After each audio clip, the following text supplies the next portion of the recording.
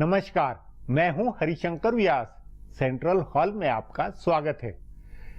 संसद के बजट सत्र के पहले चरण में पक्ष विपक्ष में किसने क्या पाया, इस पर विचार करें तो मोदी सरकार व विपक्ष दोनों की सेहत का खुलासा होगा।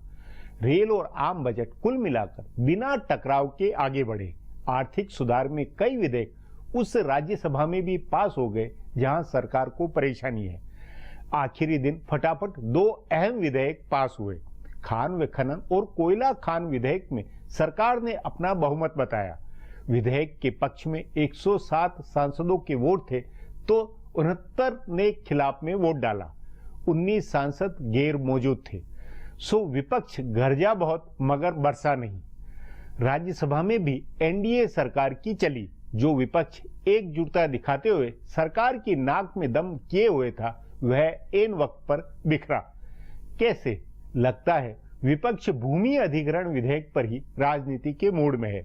यह मुद्दा अखिल भारतीय विरोध का आधार बना है। सो विपक्ष ने छोटे मोटे सुधार विधेयकों पर नहीं अड़ने का फैसला अपनाया।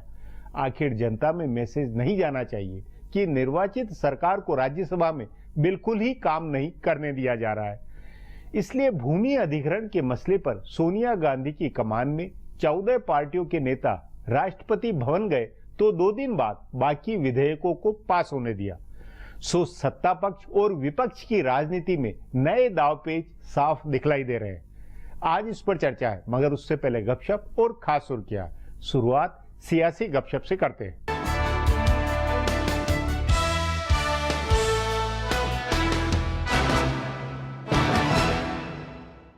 भारतीय जनता पार्टी के नेता संसद के बजट सत्र के पहले चरण की उपलब्धियों से खुश हैं। भूमि बिल को छोड़कर सरकार बाकी अध्यादेशों को कानून में तब्दील कराने में कामयाब रही है, लेकिन उपलब्धि आसानी से हासिल नहीं हुई है। प्रधानमंत्री नरेंद्र मोदी को खुद इसके लिए बड़ी मेहनत करनी पड़ी। प्रधानमंत्री ने कांग्रेस के नेतृत्व में बन रही एकता को तोड़ने के लिए सभी प्रादेशिक छत्रपों से खुद बात की। उन्होंने बीजू जनता दल के नेता नवीन पटनायक, तृणमूल कांग्रेस की ममता बनर्जी और समाजवादी पार्टी के मुलायम सिंह यादव से खुद बात की। प्रधानमंत्री ने शरद पवार के यहाँ बारामती जाकर और मुलायम सिंह के पोते की शादी में इटावा जाकर जो कूटनीति की थी, उसका फायदा राज्यसभा में कोयला खदान और खनन बिल को पास कराने में मिला।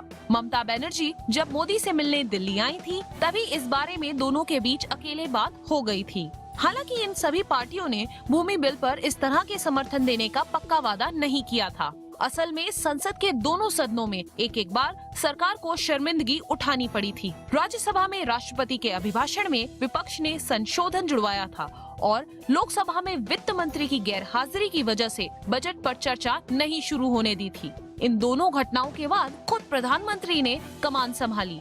संसदीय मंत्रियों के भरोसे प्रबंधन छोड़ने के बजाय उन्होंने खुद सबसे बात की और बाद में वित्त मंत्री अरुण जेटली को प्रबंधन के काम में लगाया। आम आदमी पार्टी राष्ट्रीय राजनीति करने जा रही है। राजनीतिक मामलों की समिति की पिछली बैठक में इस बारे में बात हुई है और 28 मार्च की राष्ट्रीय परिषद की बैठक में इस पर मोहर लगवाई जाएगी। लेकिन इस राजनीति में भी योगेंद्र यादव और प्रशांत भूषण को जगह नहीं मिलने वाली है। ये राजनीति भी केजरीवाल अकेले करेंगे। जिस तरह भाजपा ने सिर्फ नरेंद्र मोदी को चेहरा बनाया और कई राज्यों का चुनाव भी उनके चेहरे पर लड़ा, उसी रणनीति के तहत केजरीवाल भी राज्यों का चुनाव अपने चेहरे पर लड़ेंगे। आपके जानकार सूत्रों के मुताबिक पार्टी में केजरीवाल को देश के अगले प्रधानमंत्री के उम्मीदवार के तौर पर पेश करने की तैयारी है। सो आगे की राजनीति वे इसी लिहाज से करेंगे। दिल्ली उन्होंने लगभग पूरी तरह से मनीष सिसोदिया के हवाले कर दिया है। बताया जा रहा है कि इस बार सिसोदिया ही केजरीवाल को राष्ट्रीय राजनीति में उतारने का दबाव बना रहे हैं। उनको लग रहा है कि राष्ट्रीय राजनीति में अच्छे और बुरे दोनों प्रदर्शनों की स्थिति में केजरीवाल दिल्ली की राजनीति से बाहर होंगे और वे मुख्यमंत्री बन जाएंगे। योगेंद्र यादव, प्रशांत भूषण, आनंद कुमार, मयंक गांधी आदि इस राजनीति को समझ रहे हैं, लेकिन ये सब मिलकर भी केजरीवाल को सिसोदिया के खिलाफ कुछ नहीं समझा पा रहे हैं। उल्टे मनीष सिसोदिया ने इन सब को निपटाने की योजना बना दी है। हरियाणा में भी आपकी राजनीति में योगेंद्र यादव की जगह नहीं बनने वाली है और न महाराष्ट्र में मयंक गांधी का रोल बन पाएगा। संसद भवन को दूसरी जगह ले जाने पर गंभीरता से विचार होने लगा है। पिछले कुछ समय से संसद की इमारत को लेकर आशंकाएं जताई जा रही थीं, लेकिन कल लगी आग के बाद इसे दूसरी जगह ले जाने के ठोस प्रस्ताव पर विचार हो रहा है। बताया जा रहा है कि लुटियन जोन में ही संसद की नई इमारत बनाई जाएगी। इसकी प्रोजेक्ट रिपोर्ट पर काम हो रहा है। असल में पिछले 3-4 साल में कई घटनाएं ऐसी हुई हैं जिनकी वजह से संसद भवन को असुरक्षित माना जाने लगा है और इसे हटाने पर विचार शुरू हुआ। संसद की ये इमारत 80 साल से ज्यादा पुरानी हो चुकी है। रविवार को रिसेप्शन एरिया में आग लगी थी। इससे 3-4 दिन पहले गेट नंबर 5 के पास आग लगी थी। आग लगने की इन 2 घटनाओं के बाद पता चला कि डिपार्टमेंट ऑफ फायर सर्विसेज ने 2011 में ही इस इमारत को आग की घटना से असुरक्षित करार दे दिया था। संसद की मौजूदा इमारत का संकट इतना ही नहीं है, पूरी इमारत में कई जगह दरारें दिखने लगी हैं और कई जगह सीलन हो गई है। आग के खतरे और धुएं से होने वाली समस्या की वजह से ही संसद भवन की कैंटीन का किचन कुछ समय पहले ही वहां से हटाया गया। अभी संसद की कैंटीन में परोसने के लिए खाना दूसरी जगह से बनकर आता है। बहुत जल्दी ही संसद इस पुरानी इमारत की जगह नई और आधुनिक बिल्डिंग में जाएगी। अब आज की सुर्खियां हैं, ये लीक से कुछ हटकर है और इनसे देश की दशा दिशा को बूझ सकेंगे।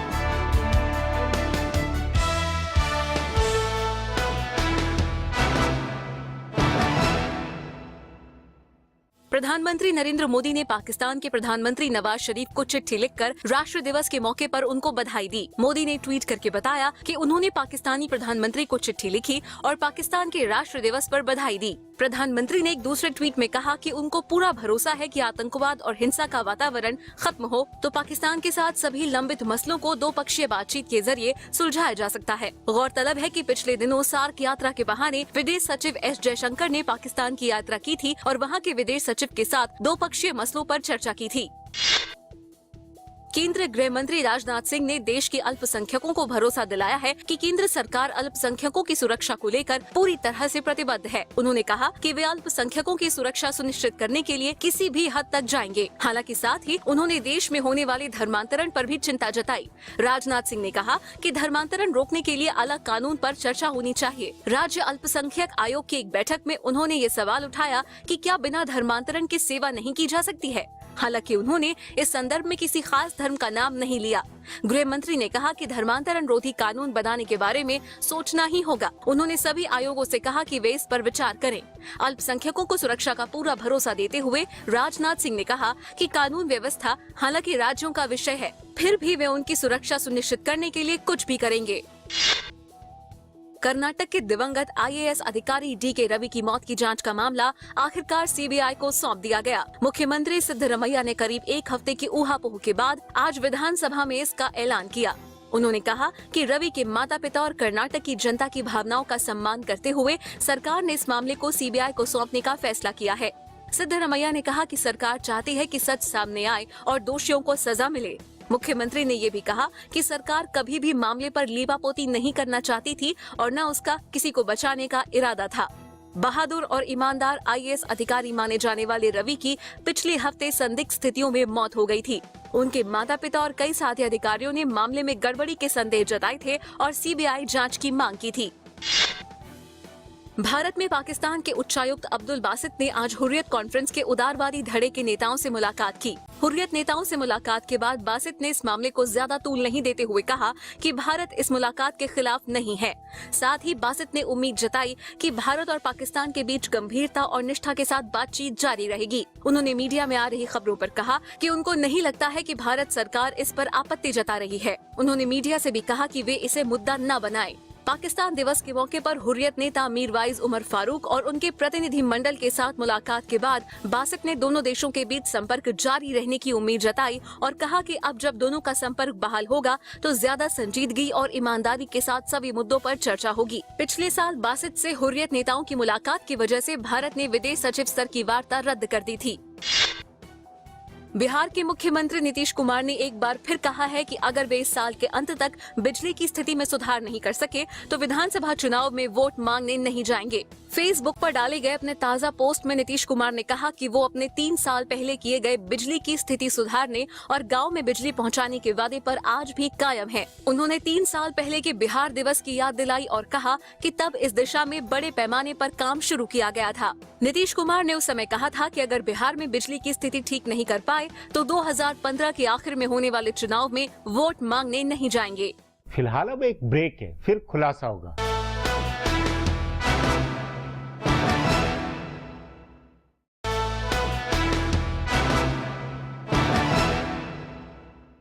केंद्र में नई सरकार का 1 साल भी पूरा नहीं हुआ है। उस नाते यदि राज्यसभा में सरकार का एजेंडा एकदम अटका रहता तो गलत मैसेज जाता। उस नाते भाजपा और उसकी विरोधी पार्टियों दोनों के लिए बजट सत्र का पहला चरण सुकूनदायी है। विरोधियों का दम दिखा तो सरकार के काम भी हुए। इस पर आगे चर्चा करें उससे पहले देखें मेरा एक खुलासा।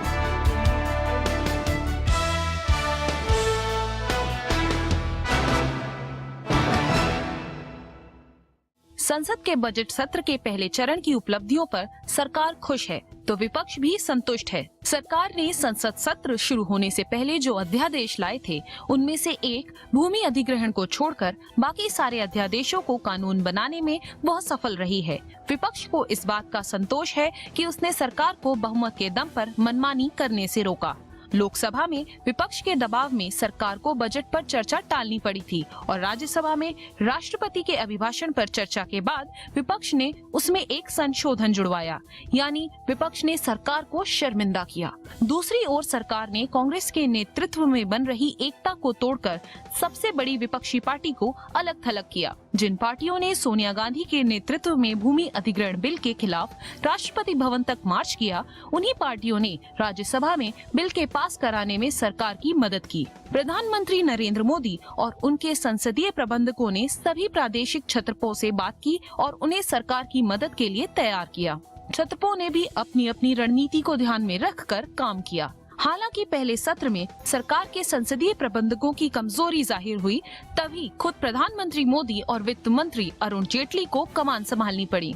दूसरी ओर सबसे बड़ी विपक्षी पार्टी कांग्रेस की राजनीति की कमजोरी भी झलकी। कांग्रेस पार्टी ने बीमा बिल पर सरकार का साथ दिया, जबकि लेफ्ट और दूसरी कई पार्टियां इसका विरोध कर रही थीं। जब बीमा बिल कांग्रेस ने पेश किया था तब भाजपा के साथ दूसरी तमाम पार्टियों ने इसका विरोध किया था, लेकिन भाजपा की सरकार के पेश किए बिल को कांग्रेस ने समर्थन दिया। इससे प्रादेशिक छत्रपों में एक मैसेज गया तो कांग्रेस का साथ दे रही पार्टियां भी आशंकित हुई। तभी कोयला खदान और खनन बिल पर कांग्रेस अलग थलग पड़ी। कांग्रेस के नेता भी मान रहे हैं कि पार्टी ने बीमा बिल पर समझौता करके अपना नुकसान किया है, लेकिन कांग्रेस में यह सोच भी है कि आर्थिक सुधार के सारे एजेंडे अगर अटकाए जाएंगे तो देश के लोगों में अच्छा मैसेज नहीं जाएगा। इसलिए कांग्रेस ने भूमि अधिग्रहण बिल को टकराव का एकमात्र मुद्दा बनाया है और बाकी मसलों पर सरकार के साथ सहयोग करने का मैसेज दिया है। प्रादेशिक छत्रपों ने प्रधानमंत्री से मुलाकात में यह साफ कर दिया है कि वे बाकी सारे विधेयकों पर सरकार का समर्थन कर सकते हैं, लेकिन भूमि बिल पर समर्थन करना मुश्किल होगा। इसका विरोध करने के लिए सबके पास अपने अपने अलग कारण हैं। सरकार भी इस बात को समझ रही है, तभी ये अंदाजा लगाया जा रहा है कि संसद के बजट सत्र के अगले चरण में टकराव होगा। कांग्रेस, लेफ्ट और तमाम दूसरी प्रादेशिक पार्टियां इस बिल का विरोध करेंगी। सरकार को अपनी सहयोगी पार्टियों को भी मनाने के लिए मशक्कत करनी पड़ेगी, खासकर शिवसेना को मनाने में। प्रधानमंत्री ने भूमि बिल में कुछ और सुधार या बदलाव करने की सहमति दी है। उन्होंने रेडियो पर मन की बात कार्यक्रम में कहा कि वे अच्छे सुझावों का स्वागत करेंगे। माना जा रहा है कि सरकार ने जिस तरह लोकसभा में 9 संशोधन पेश करके सहयोगियों और विपक्षियों को मनाया, उसी तरह राज्यसभा में भी कुछ संशोधन करके इसे पास कराने की कोशिश होगी। इसके बावजूद इस पर टकराव होगा। अब एक ब्रेक है, उसके बाद संसद सत्र से जल के सियासी मोड़ पर चर्चा करेंगे।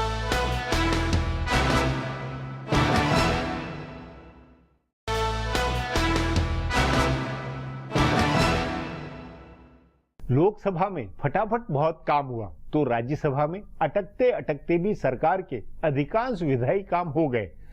टकराव और गतिरोध का मसला भूमि अधिग्रहण विधेयक है। इसमें जनता और खासकर किसान आबादी के सरोकार से पेचीदगियां बन गई है। इस पर चर्चा के लिए आज मेरे साथ वरिष्ठ पत्रकार अशोक टंडन है।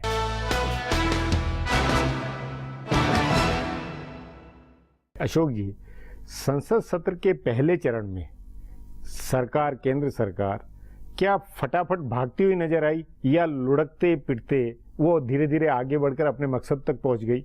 कैसा परफॉर्मेंस दोनों पक्ष विपक्ष का कैसा रहा? नहीं, देखिए, इसमें सरकारी पक्ष को अगर हम पहले लें तो बजट सत्र, खासतौर से उसका पहला भाग, वो केवल सरकारी बिजनेस के लिए होता है। सरकार ने राष्ट्रपति के अभिभाषण को पास करवाया, रेलवे बजट को पास कराया, बजट पर बहस हुई और जो 6 विधेयक, जो 6 ऑर्डिनेंस सरकार लाई थी, उनमें से 5 को बड़े आराम से पारित करवा के ले गए।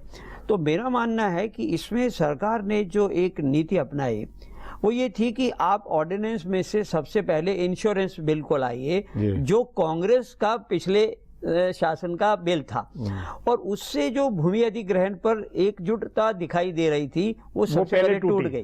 और उसमें कांग्रेस और तृणमूल कांग्रेस ने जो ही इंश्योरेंस बिल को सपोर्ट किया, तो उसके बाद जब कोल और माइनर मिनरल आया तो फिर बसपा भी टूट गई और बहुत सारी छोटी छोटी पार्टियां जो हैं वो सरकार के साथ खड़ी हुई दिखाई दी। तो मेरा मानना है कि जो सबसे कठिन बिल था जिस पर सचमुच में विपक्ष लामबंद था वो था भूमि अधिग्रहण बिल। सरकार ने जानबूझकर उसको पीछे धकेल दिया और अपने 5 ऑर्डिनेंस पास करवा दिए। तो मेरा मानना है कि जो पहला सत्र है इसमें अगर किसी ने पॉइंट स्कोर किया है तो वो सरकार ने किया है, क्योंकि विपक्ष की जो एकजुटता थी वो आते आते आखिर में बिल्कुल टूट गई। नहीं तो उस नाते विपक्ष की मनोदशा कैसी मानते हैं? विपक्ष क्या मतलब सचमुच में बिखरा हुआ है या वो उसकी रणनीति कुछ अलग है? नहीं, विपक्ष की समझ में ये आ रहा है कि भूमि अधिग्रहण ही ऐसा मुद्दा है जिस पर एकजुटता रह सकती है, और वो उन्होंने सत्र से पहले ही शुरू कर दिया।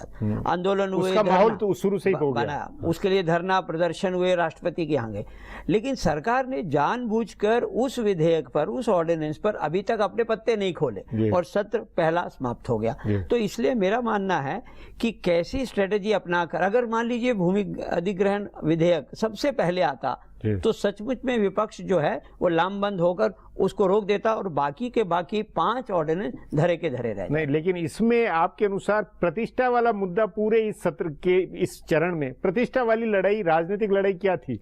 सरकार की तरफ प्रतिष्ठा जिस पे दाव पे लगी है। मेरा मानना है कि विपक्ष इस कोशिश में रहा कि हम एकजुटता दिखाएं, लेकिन बीच बीच में जो छोटे छोटे मुद्दे आए उसमें बिखराव भी दिखाई दिया विपक्ष में। जैसा कि आखिरी दिन 2 महत्वपूर्ण ऑर्डिनेंस के जो बिल एकदम सब बिखर गए, उसमें विपक्ष पूरी तरह से केवल कांग्रेस और लेफ्ट फ्रंट एक तरफ दिखाई दे रहा था, और जबकि इंश्योरेंस बिल कर कांग्रेस और तृणमूल एक तरफ दिखाई दे रही थी। तो मुझे लगता है कि सरकार को बजट सत्र के पहले राउंड में विपक्ष घेरने में, सचमुच घेरने में सफल नहीं रहा है। उस नाते अभी भूमि अधिग्रहण बिल्कुल, क्योंकि वो अब सत्र में अभी छुट्टियां जो हो गई है, तो क्या वो लैप्स हो जाएगा? क्या सरकार में क्या सोच होती हुई लगती है? देखिए, सरकार ने अभी तक इस मामले में अपने पत्ते नहीं खोले। 17 अवसान हो गया है, 20 अप्रैल को नहीं, 17 अवसान नहीं हुआ, अभी छुट्टी हुई, ब्रेक लगा, ब्रेक हुआ 20 अप्रैल तक। अब इस बीच में सरकार क्या नीति अपनाती है ये अभी विपक्ष की भी समझ में नहीं, लेकिन सरकार की नीति में तो प्रधानमंत्री नरेंद्र मोदी ने मन की बात में उस बिल का, विधेयक का, वो जो किसानों के हित में बताया और उसके साथ जो प्रतिष्ठा जोड़ी है कि नहीं ये जरूरी है और करना चाहिए, उस नाते तो सरकार का इरादा तो पक्का नजर आता है। सरकार इससे पीछे हटने वाली नहीं है, लेकिन वो ऑर्डिनेंस तो लैप्स हो रहा है। उसको पास करवाने के लिए क्या सरकार फिर से ऑर्डिनेंस लाएगी, इसको लैप्स होने देगी, और क्या फिर विपक्ष के एक लामबंद होने के चलते क्या फिर वो ज्वाइंट सेशन में आएगा, ये अभी स्पष्ट नहीं है। लेकिन अभी पहला राउंड समाप्त हुआ है लोकसभा सत्र का। मेरा मानना है कि विपक्ष इसमें जिस तरह से एकजुट होकर घेर सकता था सरकार को, उसमें कामयाब नहीं रहा। नहीं, घेर किसके ऊपर है? जैसे बीमा विधेयक को लेकर पहले ही मतभेद था, कोयला खनन और ये जो थे, ये एक तरह से मतलब पहले वो 6 एक साथ ऑर्डिनेंस लाने से तो लगा कि सरकार बिल्कुल बाईपास करके काम कर रही है, लेकिन बाद में वो धीरे धीरे मामला बिल्कुल फैलता गया। ऐसा आपने ठीक कहा कि सत्र से पहले विपक्ष ने इसी बात को मुद्दा बनाया था कि ऑर्डिनेंस राज है। आप 6 ऑर्डिनेंस ला रहे हैं, लेकिन जब ऑर्डिनेंस विधेयक के रूप में आए तो 5 हो गए पास, 2 तो यूनानिमसली पास हो गए और 3 में विपक्ष बटा हुआ दिखा।